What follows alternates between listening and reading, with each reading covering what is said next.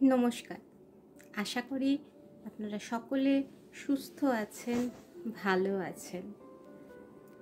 সকলের কুশল কামনা করে আমি আজকে আপনাদের জন্য একটা চিরাচরিত টপিকের বাইরে আমাদের সকলের প্রিয় ঠাকুরবাড়ির গৃহসজ্জা সম্পর্কে কিঞ্চিত আলোকপাত করতে চাই।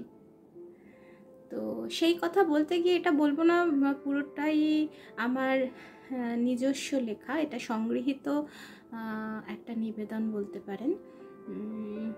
তো বেশি ভনিতা না করে দুটি কথার মাধ্যমে আমি ঠাকুরবাড়ির গৃহসজ্জার কিঞ্চিত ছায়া আপনাদের মনকে আঁকতে চাই। তো শুরু করি এই দুটি কথার মাধ্যমে। জোড়াসাঁকো ঠাকুরবাড়ির প্রথম ইটটি গাঁথা হয়েছিল দ্বারকানাথ ঠাকুরের দাদু নীলমণি ঠাকুরের আমলে। সময়টা যোগচার্ণকের কলকাতা পত্তনের কাল। তারপর গঙ্গা দিয়ে বয়ে গেছে অনেক জল। ক্রমে ক্রমে সেই ঠাকুর বংশ বুদ্ধি বলে বিদ্যা বলে হয়ে উঠেছে জমিদার পরিবার। জমিদার মানেই লাঠি সোটা, লোক লস্কর, জমি জমা, খাজনা। কিন্তু সব জমিদার তো একই রকম নয়। ঠাকুর পরিবারের জমিদারেরা ছিলেন একটু আলাদা ঘরানার। তাদের যেমন ছিল সম্পদ, বৈভব, তেমনই ছিল বিলাসিতা, শৌখিনতায় মোড়া বাবুরানি।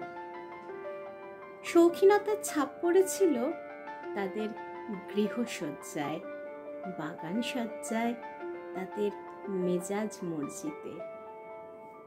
তাদের ঘরের কড়িকাঠ থেকে ঝুলত বিশাল আকৃতির ঝাড় লণ্ঠন। গালিচা পাতা নাচঘরে ঝুলত বেলোয়ারি ঝাড়বাতি। আয়নায় আলো পড়ে সারা ঘর জুড়ে সে আলো খেলা করে বেড়াত। বাপুরা বসবেন বলে সেখানে নরম গদি পাতা, তাকিয়া কুলপালিশ অপেক্ষা করে থাকত অতিথিদের আরাম দেবার জন্য। গদির পাশেই আলপোলা রাখা। দেখে মনে হয় এই বুঝি জমিদার বাবু এসে আলপোলার নলটি মুখে পুরে নেবেন। ঘর জুড়ে নানা আকৃতির কাউচকিয়াদা, বাগানে শ্বেত পাথরের ফোয়ারা। আজকের জন্য আপাতত এতটুকুনি রাখলাম। জানাবেন যদি এই জাতীয় প্রতিবেদন আপনাদের ভালো লাগে আমার মুখ থেকে শুনতে, কমেন্টসের মাধ্যমে জানাবেন।